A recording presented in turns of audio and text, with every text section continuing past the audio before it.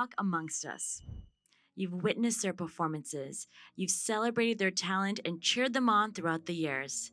But do you know how they got there? Their trials and tribulations, their struggles and hurdles, and their determination, which has led to their success. Welcome to My Art, My Story, a web series brought to you by Arts and Culture Initiative of South Asia, also known as ACISA, where we sit down with your favorite local artists and get to know their story and journey a little better.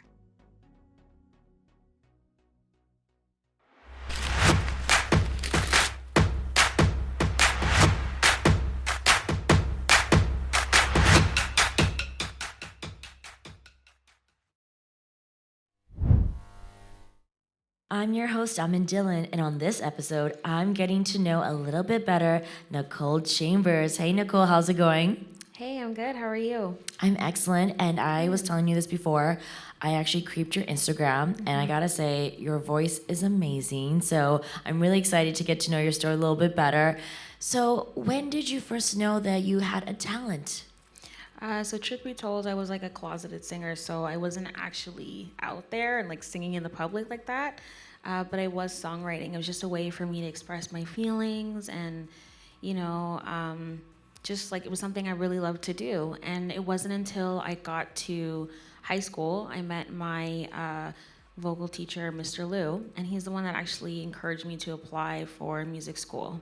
Yeah. So shout outs to Mr. Liu for seeing you. And I actually really like that when somebody that is in a position to help does that, because do you think you would have applied or maybe even considered it if it wasn't for him?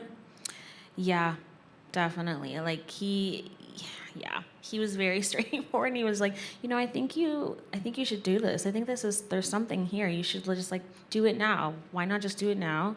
Worst thing, you hate it, you don't want to do it, then you don't, right? And so I was like, okay. And I did it, and it was the best experience ever. It was a lot of work and time to really like develop my craft and songwriting skills as well as my vocal skills. But I met some of like the bestest people, even people that I still gig with and perform with today. So when did you first actually start singing outside of like, let's say, the shower?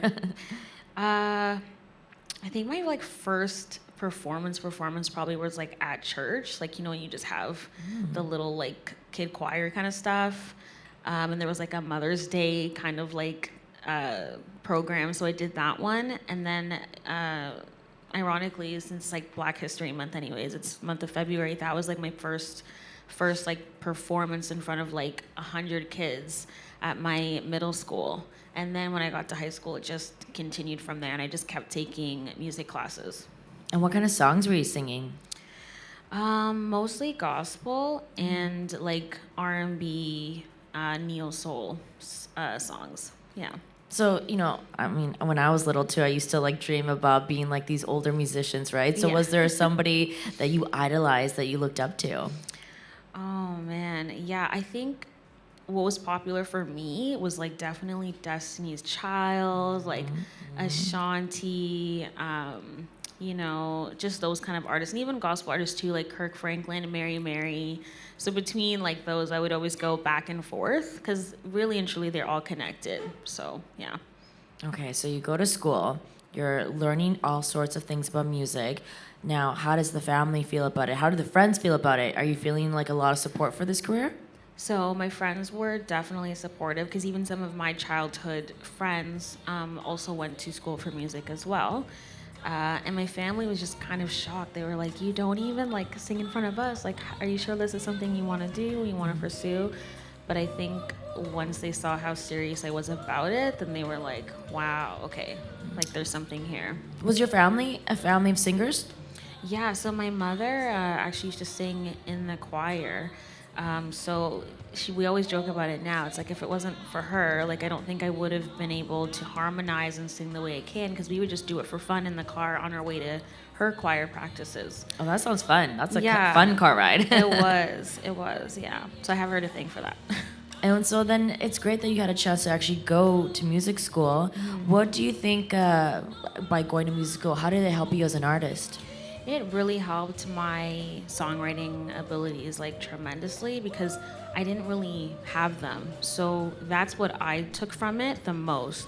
I think vocally, I was like there, but in terms of like my runs and like syncopation and you know, again, like going with the harmonies and having more harmonies, having more layers. I think all of that really developed when I had to be like in ensembles and working with like my peers and stuff like that, and then having songwriting class like every week, right? So, and having to sit down at the piano and really start to understand the chords that I was hearing here and then translating it here.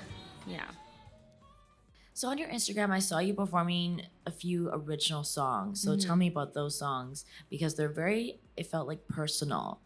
So I was telling you there was one in particular that I saw that I just visually was so beautifully shot, right? I was like, oh my gosh, this is just, I feel it's so intimate and it's so candid. And really, I feel like it was you being vulnerable with yourself and it was about expressing your body. So talk to me about that.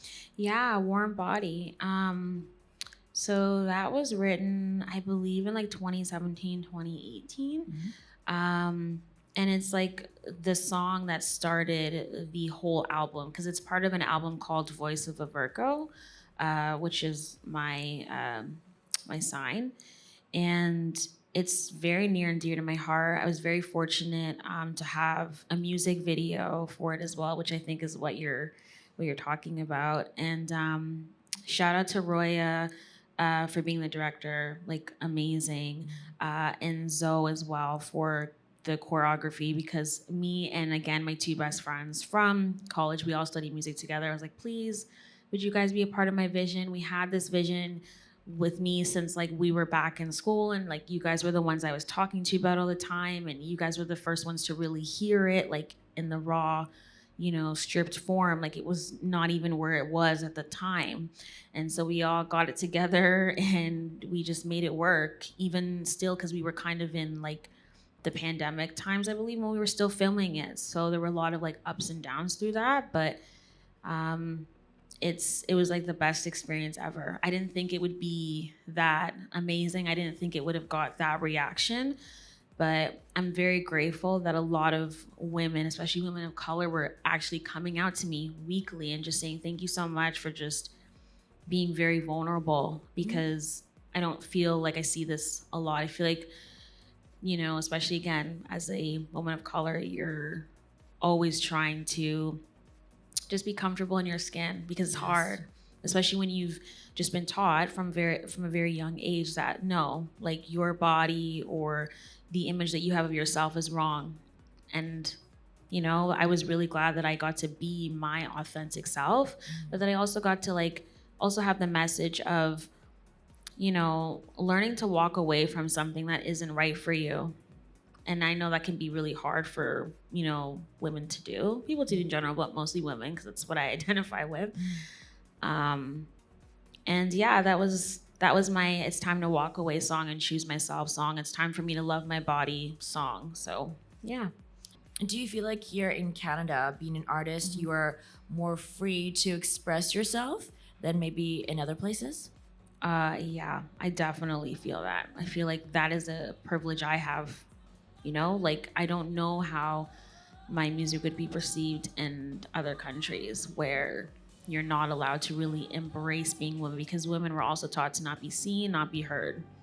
Right? So, and my stuff is very see me, hear me, roar. Yeah, So, and I love that. That's why I was like, I feel the girl power when I was just looking Yeah. at your, like I was telling you, your Instagram.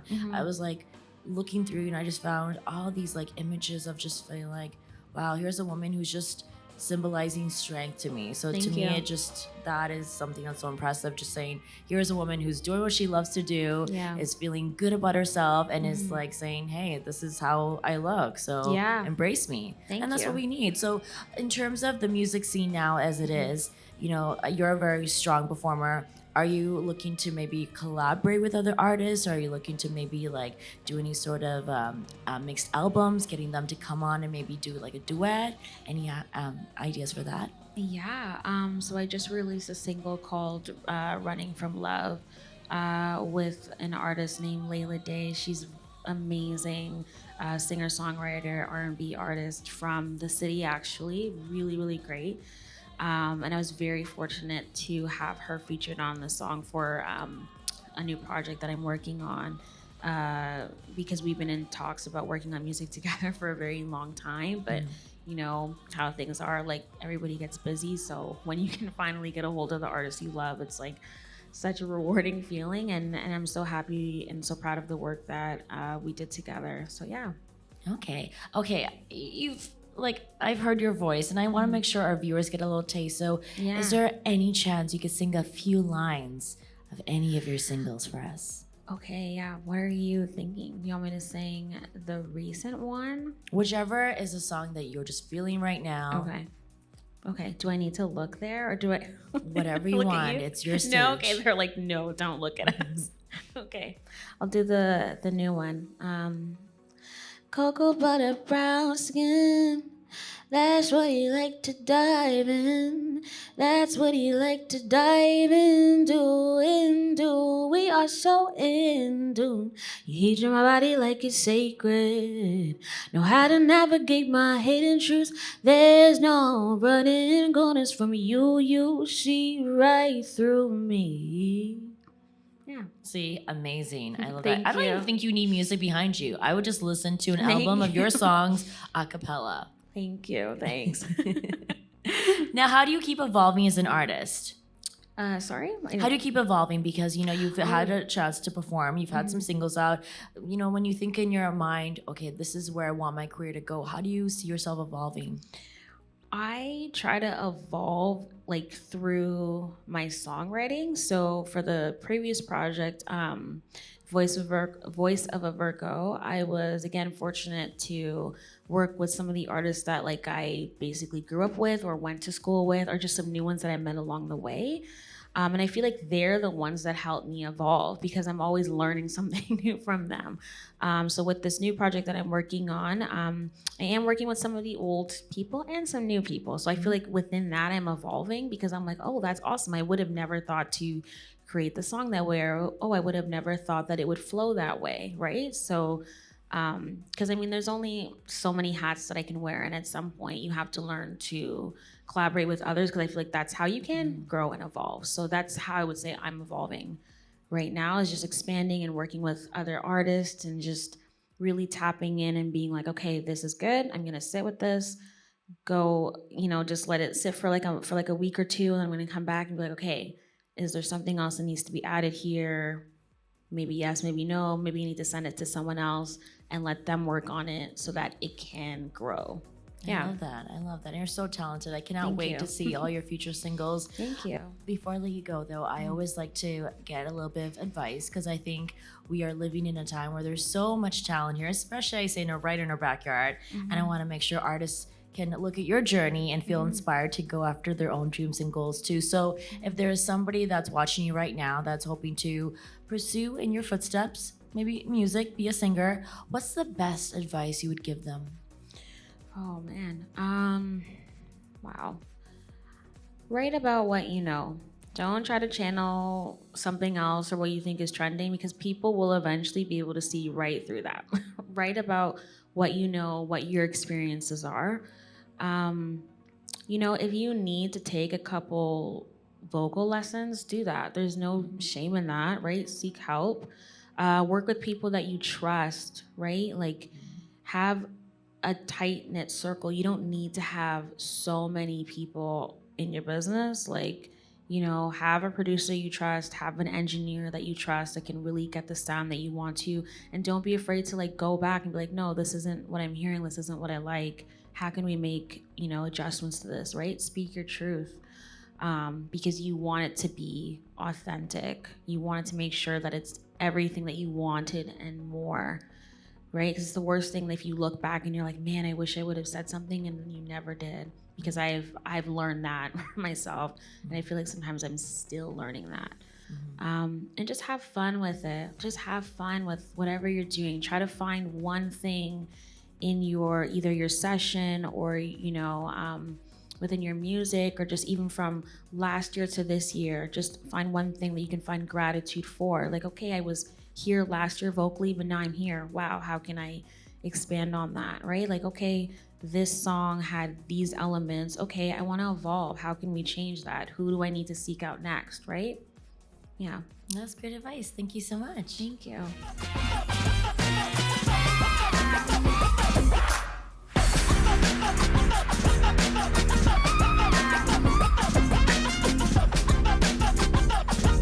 I'm your host, Amin Dylan, and today we're getting to know Mr. Jiggz. Hi, how's it going? It's going very, very, very well. How are you doing today?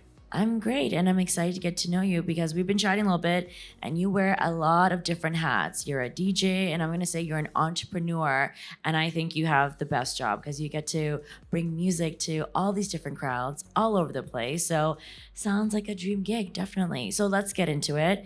Before we find out how you became such a well-known DJ, give us a little bit of background on yourself.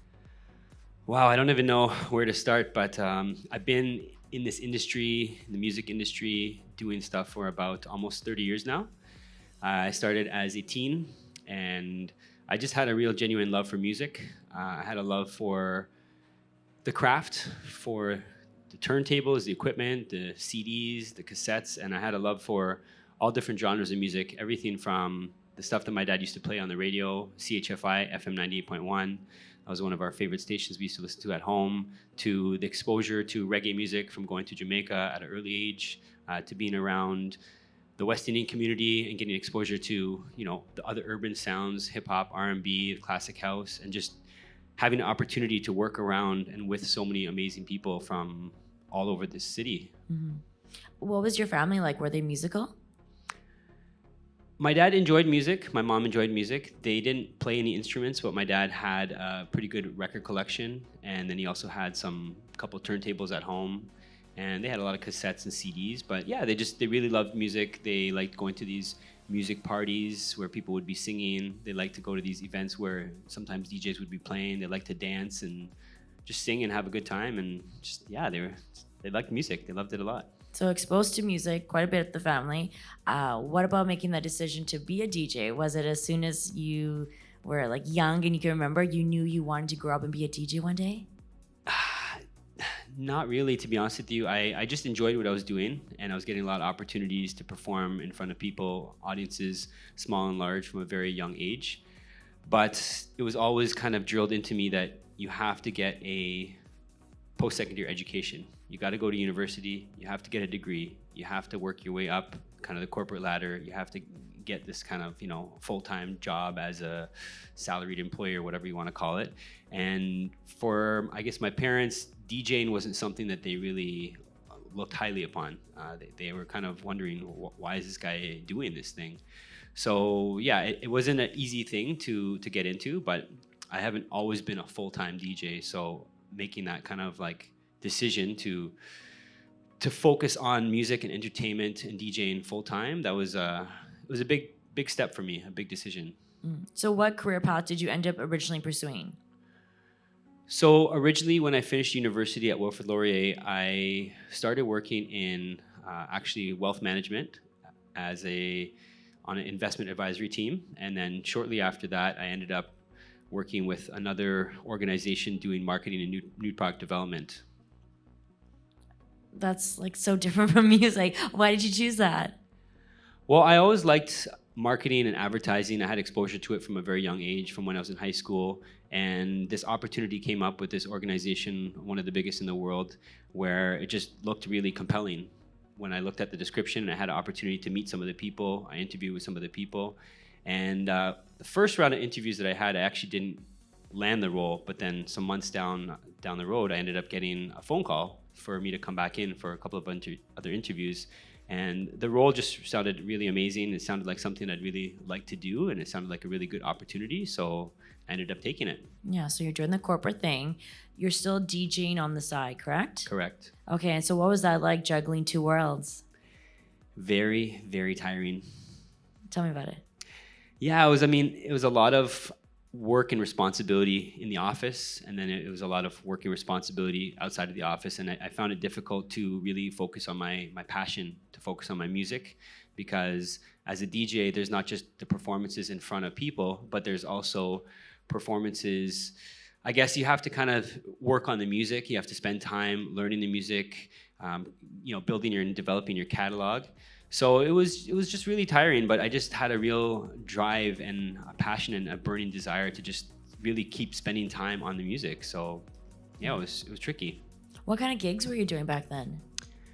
So at the time, I was doing different types of things. So I had a few residencies actually. Oh, that's amazing. And so I had a residency at one spot, a Friday night spot, and it was playing more old school hip hop, R&B, some reggae, some classic house, and it was a packed house every Friday. And then I was also doing, I think I had a residency on Saturdays that I just started, and then I was doing some other private events, some weddings as well, and then some corporate events here and there. So yeah, I was just doing different types of things as well as mixes, mix shows, mix CDs, and then special guest spots on different radio shows. So there's a lot of different types of events, Yeah, a lot you of had different, a lot of gigs happening. I love that. So it sounds like you're literally Monday to Friday, the corporate job, and then Friday night to like maybe Sunday, you're doing the music thing. Yeah, No days off. No days off. Well, it was also like during the week, I was also doing music stuff as well because I had different projects that I was working on, from some of these special mix CDs. And it takes a lot of time to put together like a really hot mix CD, a really tight mix CD, as well as to get the content, to source the content, and to learn the music. Even at the time, like buying vinyl records and going through those types of things and understanding the music. So yeah, it wasn't just Friday to Sunday for music. It was pretty much Monday to Friday was work at the office, as well as sometimes Friday to Sunday, depending on the projects, because I had a pretty good sized role at the organization. And then Monday to Sunday, as well as music, dealing with the contracts, invoicing, giving people quotes, estimates, as well as all the music stuff, right? And then just dealing with the gear and a lot of different things, right? So it was very, very busy. Yeah, sounds like it.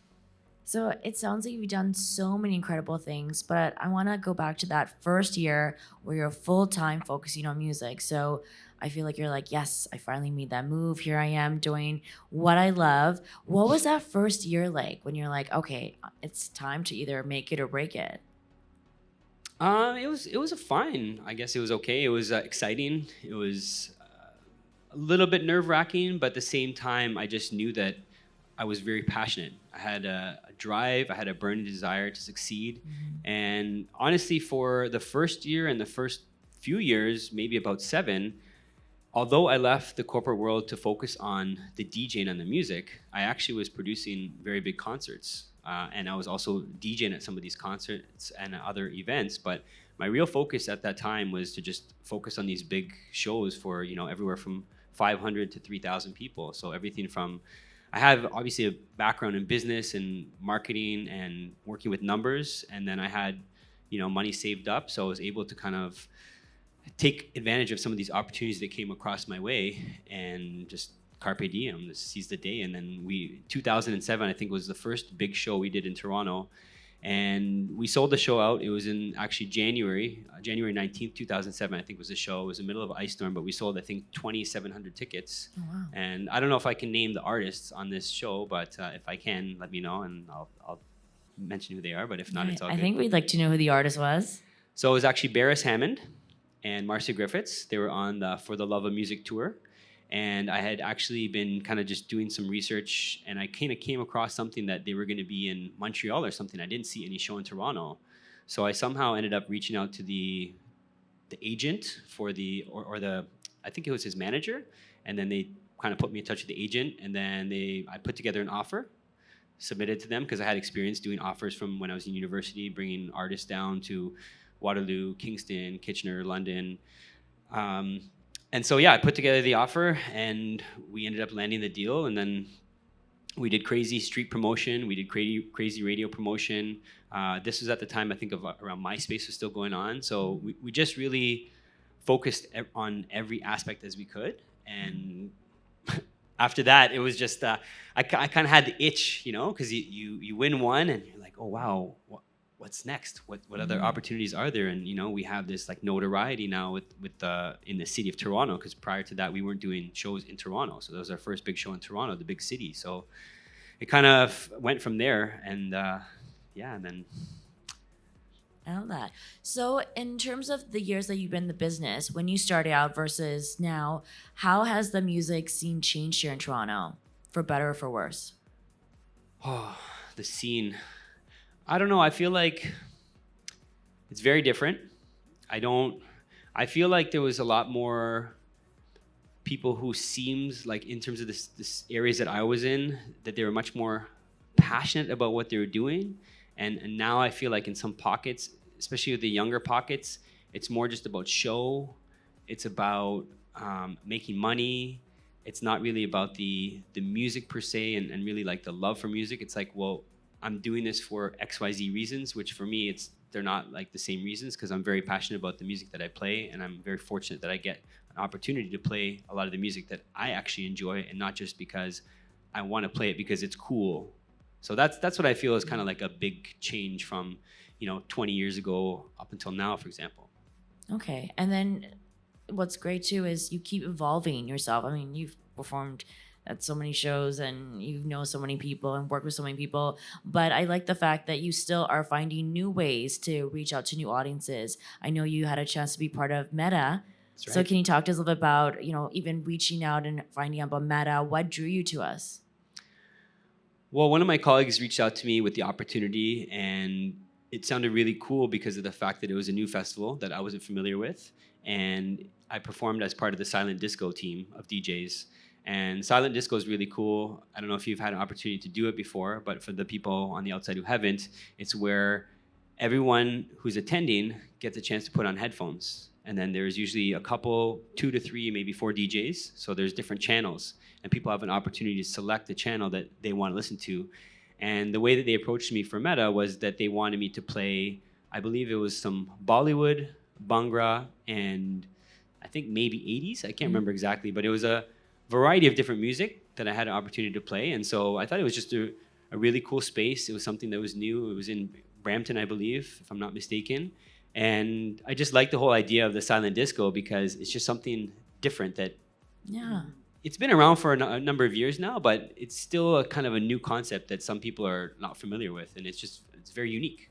And I love that you're actually looking for opportunities to reach new audiences, because I think sometimes artists can be like, okay, I know my fan base, I'm very comfortable, but I think how you grow as an artist is when you get in front of that new audience that maybe doesn't necessarily know you and you go, let me see how I can get them to jam to my music, right? Totally.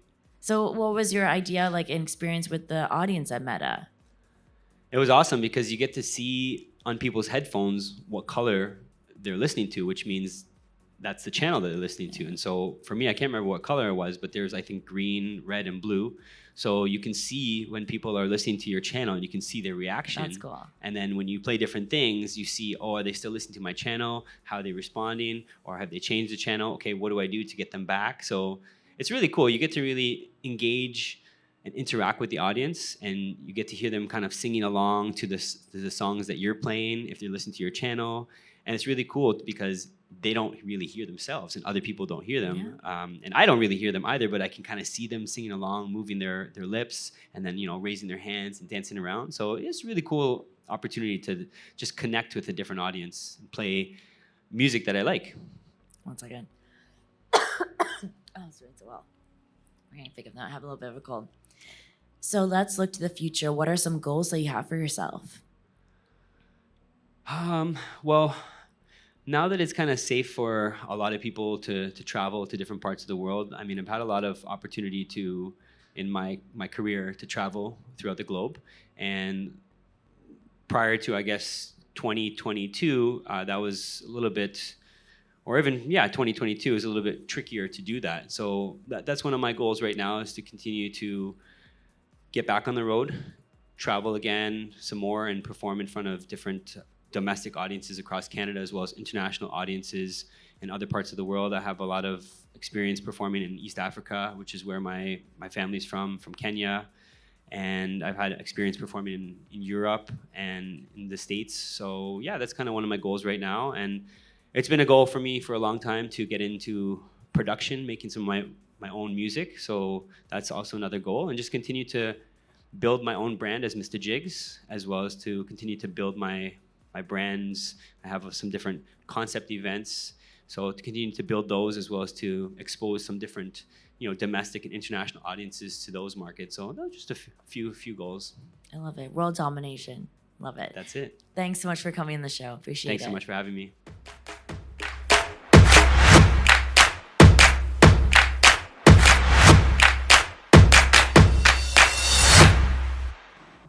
I'm your host, Amin Dylan, and today I'm sitting down with the manager of Nachdi Jawani, Gurmukh Singh. Well, it's great to have you here. How are you? I'm good, thank you.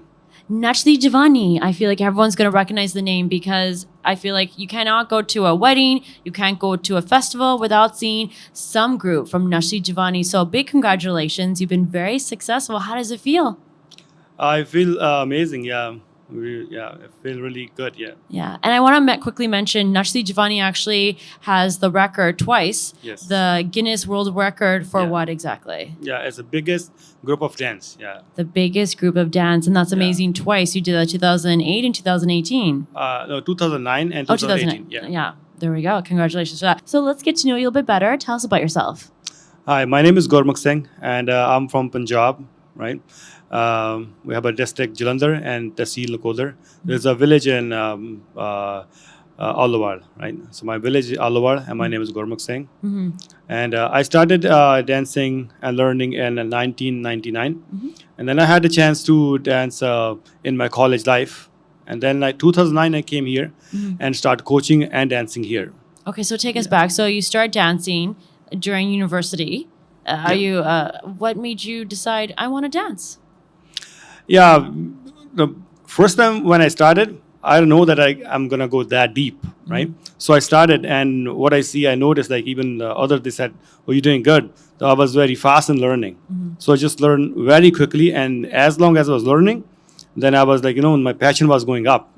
Yeah, so I started. Are you self-taught in India, or did you take any classes? No, there's over there is not like this. Like over here is different academies. Over there, no, it's just you see the people. They don't even teach you, right? They're dancing, and you're on the side, and you learn by yourself. Yeah. So what's that first moment where you actually performed on stage? Do you remember?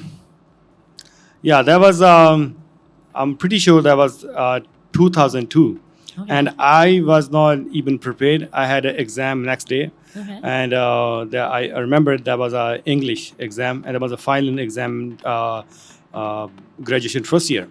And one of the guy, I call him Ustad, his name was Rajesh, right?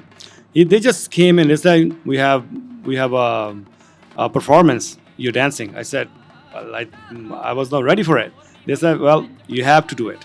Then they just picked me up, and then we did a performance. It went well, and then after that, it started. So you didn't have a routine, you didn't know the choreography, you just kind of jumped in there, right? Exactly, yeah.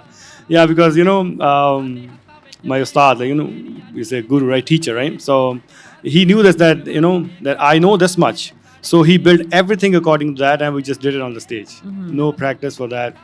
Just like that. And it was a hit. So after that, Yeah. were you then on in competitions regularly or dancing professionally in India? Yeah, it was like regularly, yeah. Regularly, yes. And what was that like never juggling stopped. your schoolwork though? with Pardon it? me? How was it juggling your schoolwork and Schoolwork, performing? I was lucky. Next day I had an exam, right? Yeah. And I was lucky that I was prepared everything before. I was ready for the exam.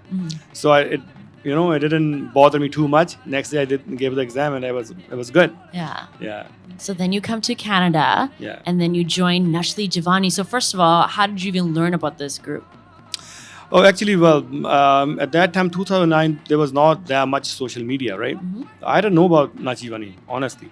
When I came here, my sister, right? So they knew about this Nachdi Jawani. They just take me there, right?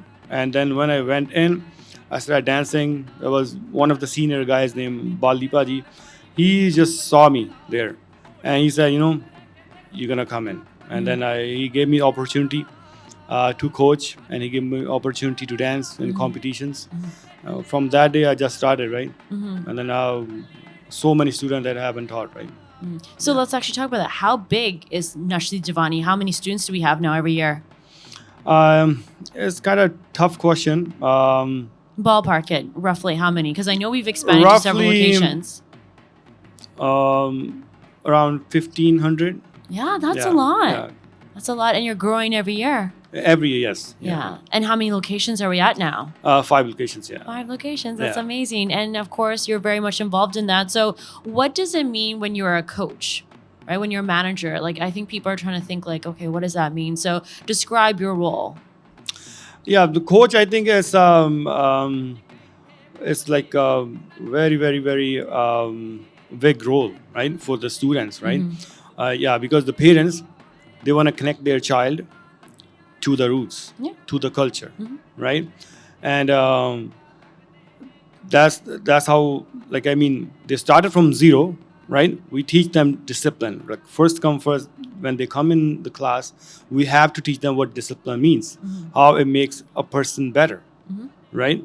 And if they develop, like, if the dancer is good, right? If they're like, they want to go next level, right?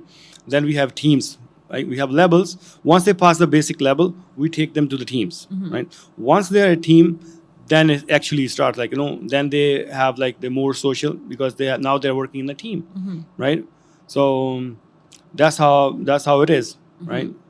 And then how do you get to that point where then you are performing at festivals, at parties, at get-togethers? Sorry, no, ਕੱਟਣਾ ਪੈਣਾ, sorry ਦੁਬਾਰਾ ਸੁਣੋ ਮੈਨੂੰ ਕੀ ਕਿਹਾ ਤੁਸੀਂ Oh, sorry? ਦੁਬਾਰਾ ਸੁਣੋ ਕੀ ਕਿਹਾ repeat ਕਰ ਲਿਓ Okay. question. Oh, Yeah. okay. But do you want me to say it in Punjabi or? No, that's fine, yeah. Okay, we'll do another one. What was I saying? So how does a student get to the level where they're performing in festivals and at functions? Yeah, so basically, that's what I told you. Like, we have basic levels, like we have first level, second, and third. Then we have an advanced level. So once they're advanced level, we teach them, like, how to use the props. Like, props, like we use shikka, and we have one kunda, right? The stick, right? Yeah. And yeah, so once in that level, we teach them the advanced skills, right? So at that time, we build up the teams. If they're doing really good, then we take them into the teams. So once they have choreo done, everything done, and the team is doing good, we have what we do, like, we have inter-academy competitions. So we usually try that we have 3 competitions a year. Okay. Right, and then the last one is, we call them better for the best, right? So once they have experience in that competition, and then if the team is doing good, and then we take them to the parties, right? Yeah. Where they perform, and even that's really better because they get experience there, right? Yeah. Because every time a dancer go to the stage, they learn a new thing all the time. Yeah. And they got better and better and better. And once they're, like, really at that level, then we take them to the international competitions. Yeah, and I know you've been part of Vibrant Brampton for a few times now. What does it mean for one of your students to be able to perform on a stage like Vibrant Brampton? Yeah, as I said, like, if the dancer go to the stage, they learn every time new things, right? And Vibrant Brampton is a festival that our kids, right? They have another stage, like, they can get better there, right? Yeah, the Vibrant Brampton provide us the opportunity, right, to dance out on the stage, even in front of, like, even different communities. Yeah. Right. Even in my experience, I noticed that even the other communities, they even like you better, like, yeah.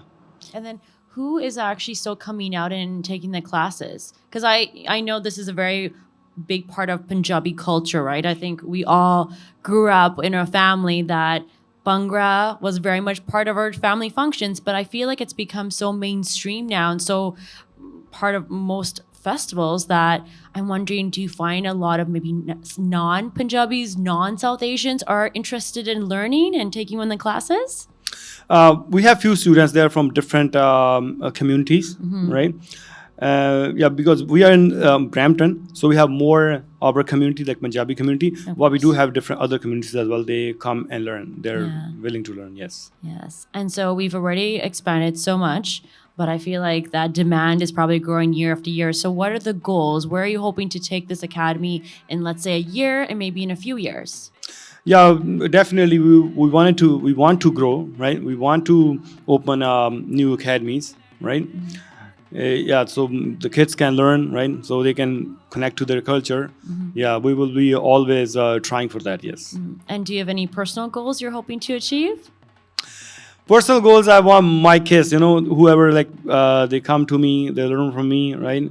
I want them to learn not only dance, I want to learn their values too, right? Yeah. Now, in terms of Bhangra, I think it's just interesting. So, for example, you have 3 academies here in Brampton alone. We have a huge South Asian community, and there's a big chunk of that community that has children that has never been to India, has maybe are growing up in a household maybe that their parents are working, so they're not being exposed to the culture or heritage as much.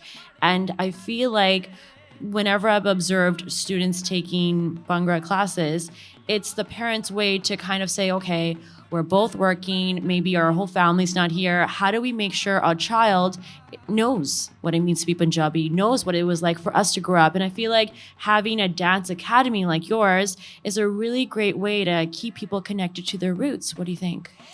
That's exactly it is, yes. The kids they never been in India, never, right? Maybe don't even speak Punjabi, right? Exactly, yeah. So that's how, whoever teach in our academy, first of all, they are our students, right? And then they also speak Punjabi, right? I can say not most of the times, but they do speak Punjabi. And we have some classes as well that we try, let's say Punjabi class. So we do have that Punjabi class. We also have a toll class, the drum, right? Okay. Yeah, and so that's how we try to connect, right? And we have some, let's say we have festivals that we don't really, we do celebrate here, but not at that level, like the India, let's say Diwali, right? Let's say the Lodi festival just passed by, right? And we try to teach our kids, these are our festivals, right? You should know about this, right? Even we try to even teach some real religion things as well. We try our best to, if we can teach something from our culture. Of course. Yeah. And not just having a way to keep your children connected to the culture, but I think a lot of parents, they think, oh, we're busy. Maybe, funds are tight. Maybe they just don't have the time to take their children to class. But I really feel strongly, at least I know when I was growing up, that anytime you're given the opportunity to pursue your creative side, you learn such lifelong skills. Like you're mentioning discipline, right? You got to get to class. You got to do the practice, right? When you're doing a live performance, you got to make sure you put in the extra work so that you put together a flawless performance. Just even learning teamwork, right? And being able to express your creative side. So I think that's an important message too for the parents to say, you don't need to push your child to go towards something that you want them to become when they're an adult, but it's very important as, budgets are being cut for art classes that we're able to put kids in Bhangra class. They can stay connected to their roots and really grow as an individual, right? Yeah. So basically beside Bhangra, right? So they learn the self-confidence, right? They learn a teamwork, right? Even they learn discipline, right? Even what I noticed, once they're really like Bhangra, right? Because it's really exercise kind of activity, right? What I noticed, even they try to eat good. They don't want to eat the junk food, right? So why? Because they need to keep it up because the routine is really long, 5-10 minutes, right? Yeah, and so I think the kids are coming to Bhangra, they develop a lot of other skills as well, they're more social. Yeah. Well, thank you so much for coming on the show today and sharing your story. We appreciate it. Yeah, thank you. Thanks all. Thank you.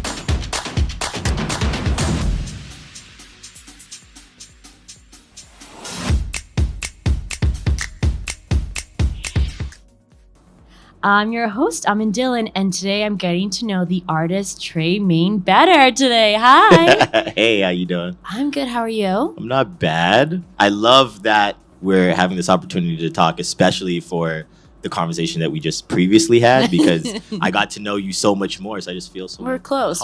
Here we go. Trying to reach to you and connect with you. But this is what I love about this show and what I love about being an artist here is even though we all have sort of different things that we specialize in, we all kind of bond because we're all just trying to make it out there and pursue our passion. So let's get to know you and your passion a little bit better. So Awesome. For our viewers that are not familiar with you, tell us a little bit about yourself. Hey, viewers. How you doing? My name's Tremayne. I am raised in Brampton, born in Toronto. I've basically done everything on the planet in terms of like arts and entertainment in my young life. I honestly, what can I say? Like, I'm a host. I do some modeling. I throw a lot of events in fashion, music, and art. I also DJ, so if you ever want to like dance, I got a bunch of events that you could come to and you could dance your pants off. I am also a rapper. That's one of the bigger things that I do, is I'm a rapper. But I guess that covers a lot of it. Multi-talented, as they say. I love all the hyphens here. So basically, if anyone wants to go to an event and know they're going to have a good time, as long as you're attached to that event, it's going to be amazing. Well, my 2023 motto actually is if you're ever at home and you're thinking about something that you want to do, you're like, home, I'm bored. What should I do? Just ask Tremayne.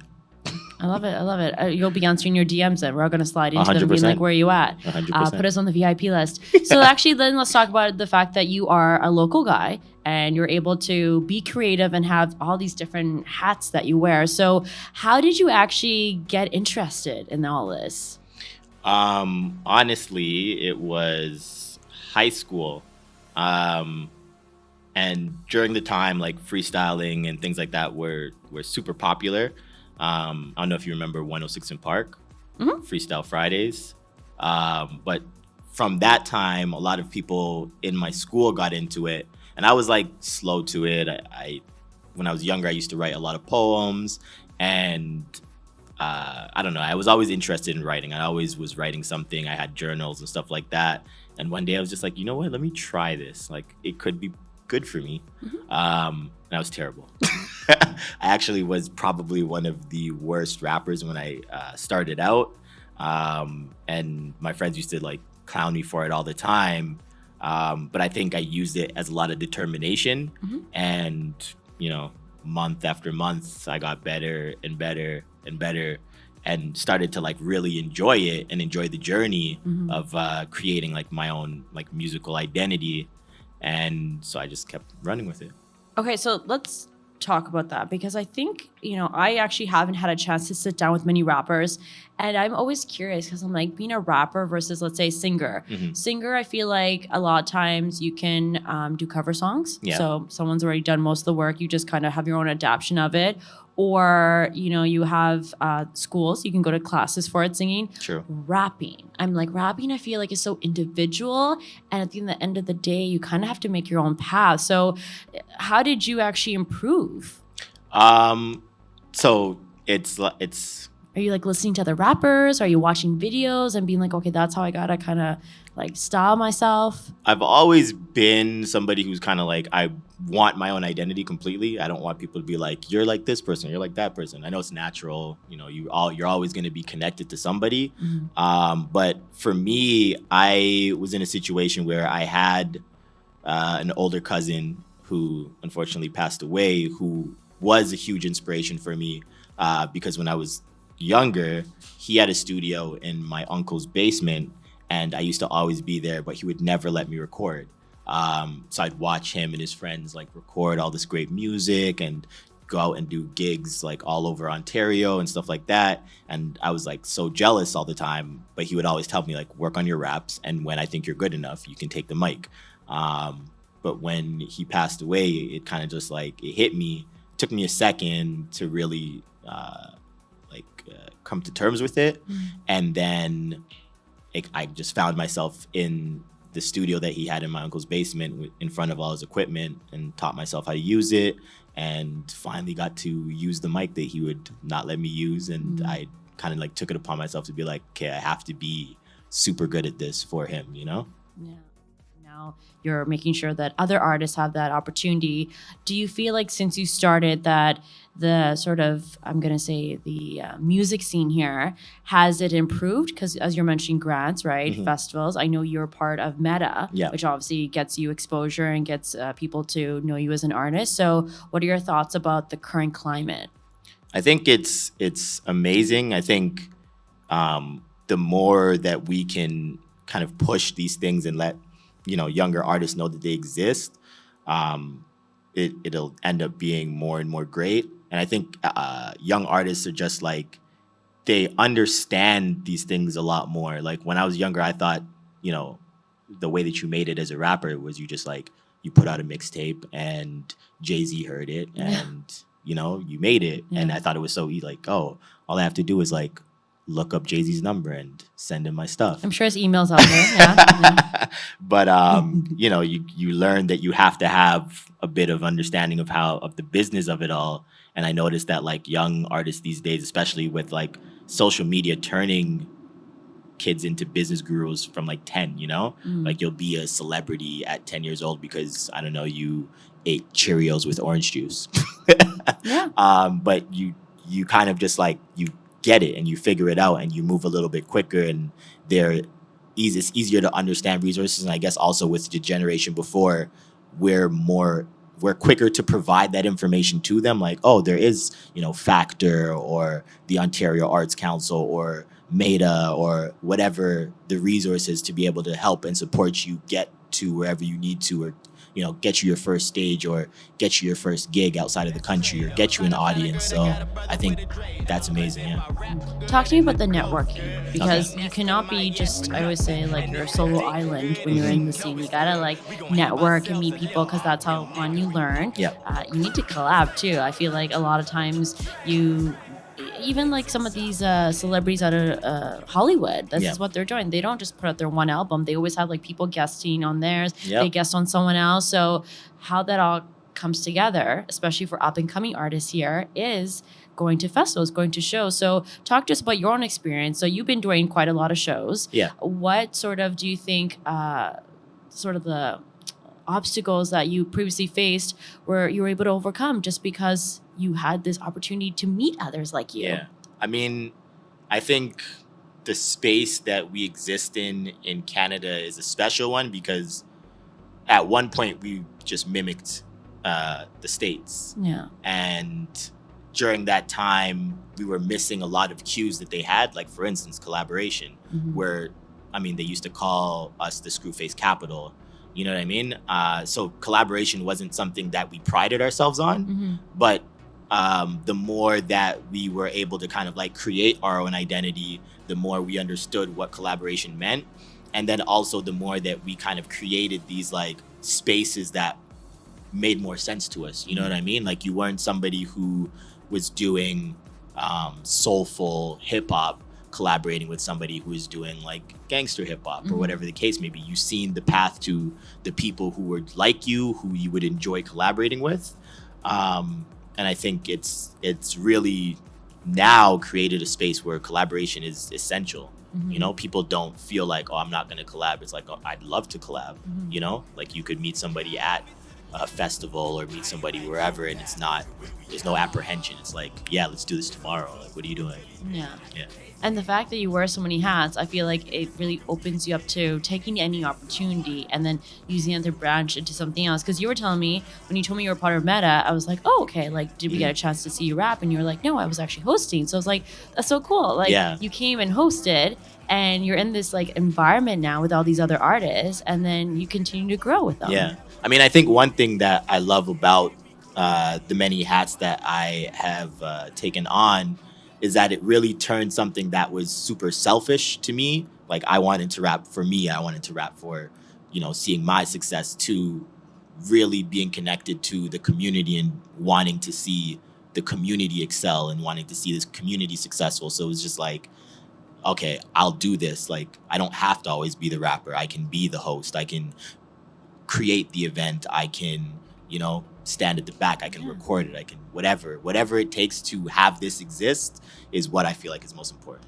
Okay, so I know you've done a lot. I feel like there's so much more that you've got planned for yourself. So maybe give us a little sneak peek into your bucket list. What are some things that you're working towards right now that you're hoping to achieve? Funny enough, saying all of that about the selflessness, I have gotten back to being a little bit more selfish now. So anybody who knows me or anyone that's in my collective Stay Out Late can tell you that I am not good at actually releasing music. I have a lot of music, I perform a lot of unreleased music, which people love and hate because they love the performances, but they hate the fact that once they leave that performance, they can't find the music. So I've been a lot more dedicated to putting music out for people to have, for people to enjoy. So that's been something I've been working on to a decent amount of success, which I'm happy about. I think next step for me really is I just want to be able to establish my music career specifically as something that is like set in stone. I want to be kind of Drake level. You know what I mean? Like, I don't entirely want Drake. I want more Kendrick, you know what I mean? Or that, but I want to kind of create that space to put my stamp on everything. Because I know, like, it is here. It is in Canada. I want it to be a little bit more global. So I am doing a lot more touring, a lot more performances, a lot more releasing music. That's kind of like the plan for 2023, is just to kind of like be out there and give my art the space to kind of exist how I want it to exist, you know?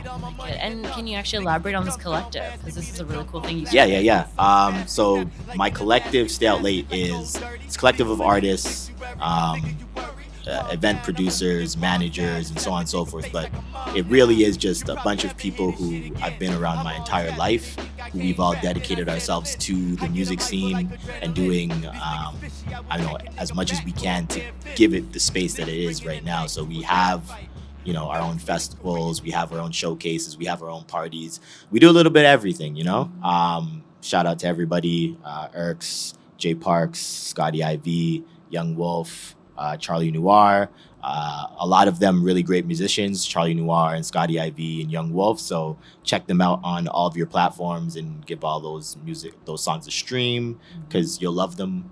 They'll probably be your new anthems. You probably won't listen to a lot of other rappers as much as you do.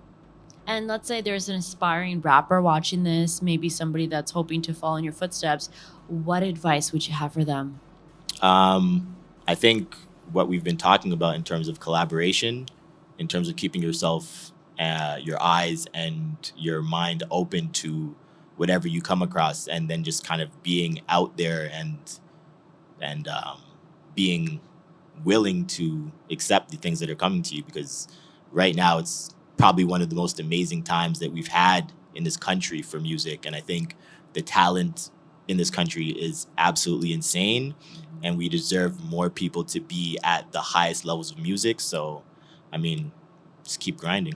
Yeah. And what if they want to work with you? If you want to work with me, I'm out here. Social media in terms of Insta is Eldaati, Ldaati. It's based off of the fact that I kind of wanted my Instagram to always be like a reality show. So it stands for life, death, and all things in between. So it sounds like a great name of an album. I like that. You're hired. This is my new manager. I'm going to be showcasing your song. People are going to be like, who is this Amin that he keeps rapping about, right? What did she do to him? And, of course, take credit for your album name. I love it. There you go. But yeah, no, you can find me there and slide into your DMs. Slide into the DMs. Yes. I got DMs you. are open to everyone. So don't be afraid. Make sure to reach out, because that's where, you just never know. Right? You just never know. Facts. So make sure you answer them now. Now I put you on the spot here, so 100%. make sure you answer it. Well, I appreciate you coming on the show. Thank you for having me.